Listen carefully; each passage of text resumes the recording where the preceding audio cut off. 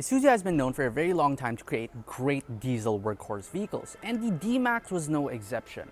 Unfortunately, the D-Max was pretty much just that, a workhorse vehicle which can be seen with its styling. But that is about to change with this all-new Isuzu D-Max. The all-new Isuzu D-Max improves upon its predecessor a lot in terms of styling. Starting off with the grille, you get a completely revised look, which is very aggressive. It looks like it has fangs from a snake right here, and this range-topping LSE 4x4 trim even comes with gun metallic paint all across the grille. You get your Isuzu badge, which is all spelled out for you in chrome, which could divide opinion, and down below you get more of these gray accents. You get bi-LED projector headlights as well as LED fog lights. Towards the side of the car, it is quite long. It is a pickup truck after all, and you get blacked out 18-inch rims on this one, an 800mm weighting depth. You also get these blacked out side mirrors with repeaters on it, a roof rail that can hold up to 100 kilograms of weight. Now, one thing to note is that even your door handles is blacked out, and if you wanted chrome in this car, it's kind of odd because you can only get chrome on the 4x4 manual trim. I don't know about that, Isuzu. Now, Isuzu also gives you these soft ride leaf springs towards the back, which I'm not exactly too sure of, but we're gonna see later on in the drive just how those leaf springs perform. Towards the tailgate, you do get LED tail lamps on this one. You get more of that grayed out or blacked out finishes with a hidden reverse camera over there. Down below are more parking sensors, and you also get a stepboard with this one. Open up this tailgate, and it is quite heavy. It's not really assisted, so you have to be very careful with this one. This trim gets a bed liner, and you're looking at over 1,120 liters of space and a payload capacity of 1,065 kilograms. Now we step inside the all-new D-Max and we check the door thud. It's alright, it's not bad. Now we start the car up, you get push button start with this one. If you think the outside was modernized a lot compared to its predecessor, the inside is even more modern. This place is just beautiful. You know, the leather all around this car, it feels very soft and very similar to a lot of Nappa leather seats you would get with more expensive cars. They simply are great, especially for an Isuzu, which you only associate most of the time with being a workhorse. This thing is just great. I love the leather inside this car. Even on the dashboard, you get soft touch leather, although it's not particularly thick, but again, for a pickup truck, this is just great. In the middle though, you have this storage compartment. It has the same finish as the leather, but it is made out of plastic. Your steering wheel, it's incredibly smooth leather. It's really nice. It's multi-function, and you also have your adaptive cruise control settings over here on the right side and your volume for the left side. And it is also tilt and telescoping. The surprises just don't stop with this car. It's great. Your instrument cluster has a 4.2-inch multifunction display towards the center, which is really clear. You have a 10.1-inch incredibly responsive touchscreen, and it even comes with Apple CarPlay and Android Auto, and this entire thing is made by AVT, which if you're coming from a lot of Toyotas, you know is pretty bad, but in this one, it's really good.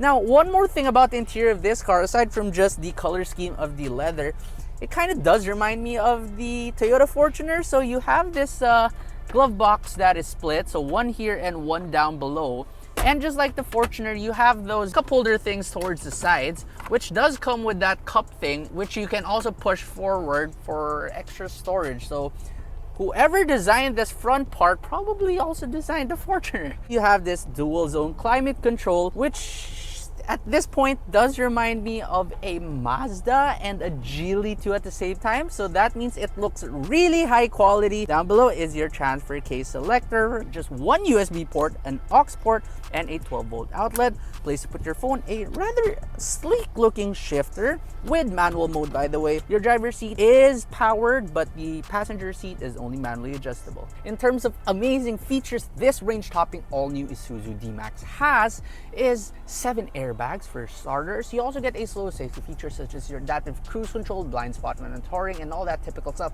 However, it also comes with turn assist. So turn assist is not your typical thing that you have with crawl control for off-roading. So turn assist is that thing that if you're turning at an intersection towards the left and there's an oncoming car towards you and you're cutting onto their lane suddenly, it can even detect that and automatically apply the brake for you in case they do beat the red light. Really, really safe and really something that all cars should have.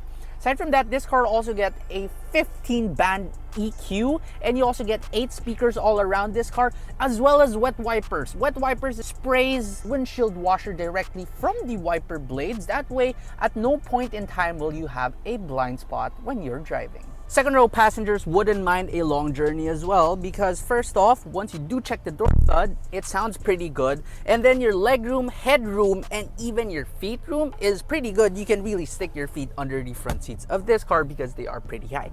You get this bag hook on the driver's side, and you also get map pockets on both sides of the front seats. Now at the back, what toys you have? You have a really thick armrest with 2 huge cup holders, a bottle holder on each side as well. And the seats for a pickup truck, the recline on this one is actually not bad, and it is pretty comfortable. You get your own 2 air vents back here, although they are quite small, and you also have your own USB port back here. In most pickup trucks, if you want to carry more items here in the second row, you would have to raise the entire bench seat up, which doesn't let you seat people anymore. But this one gets 60-40 splitting seats, and you also get more storage down here. So driving this all-new Isuzu D-Max is a completely different experience from driving Isuzu cars of old. You just don't usually associate the Isuzu brand with refinement, but this car right here, especially in its class, does bring about a lot of refinement. NVH in this car is great in some areas, so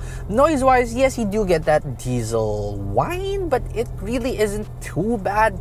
Vibrations is great on most things because these seats are also woven with some like anti-vibration foam thing, so you really don't feel that much vibrations down your bottom. However, when it comes to harshness though, on really great roads, this one feels a lot better than its competitors. But the very moment you bring this car, for example, to EDSA, where the roads aren't perfect at all, you get jiggled around so much. It's not like a Toyota Fortuner or a Toyota Hilux where every little bump physically hurts your body, that sends a shockwave through your body.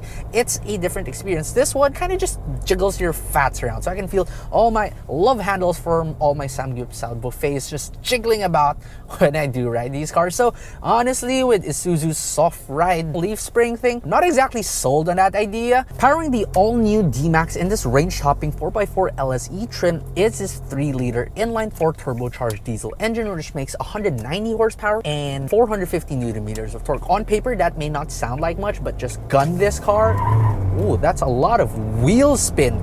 This thing really kicks incredibly hard, way harder than what you would get with a Ford Ranger with the bi-turbo version of the engine. In moderately heavy traffic, returns around 8.1 kilometers per liter. Take this up over to the highway and you're looking at over 17 kilometers per liter. Overall, that's about par for the course, but for the refinement that you get, which I assume is them adding a lot more noise dampening materials, which does add more weight, means that this is already not bad. One thing though that I noticed with the D-Max that I'm not too fond of is that although you have one of the lightest steering feels in the category, steering feel is non-existent. Your steering ratio is ridiculously high. You have to turn the steering wheel so much just to get one turn out of those tires up front. So yeah, I'm curious if the 4x2 version has the same thing, because this has been a thing with a lot of 4x4 vehicles, and yeah, turning radius is a little bit on the large side as well. Parking this car is also a little bit tricky because it is rather long,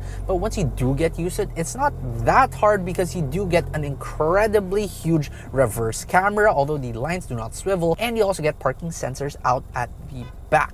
The lineup of the all-new Isuzu D-Max is rather large with multiple trim options, but this particular top-of-the-line LSE 4x4 trim does sit at 1,825,000 pesos. Isuzu, especially Isuzu diesels, are known to be extremely durable and reliable. You're guaranteed that you will get your money back over the multiple decades probably that you will be owning this car, the decades that this car will serve you. So overall, it still is a bang for your buck option. Therefore, if you're looking for a very reliable workhorse vehicle, but at the same time is also very refined, two things that you rarely get with one single car, then perhaps the Isuzu D-Max LSE 4x4 is the best pickup truck for you.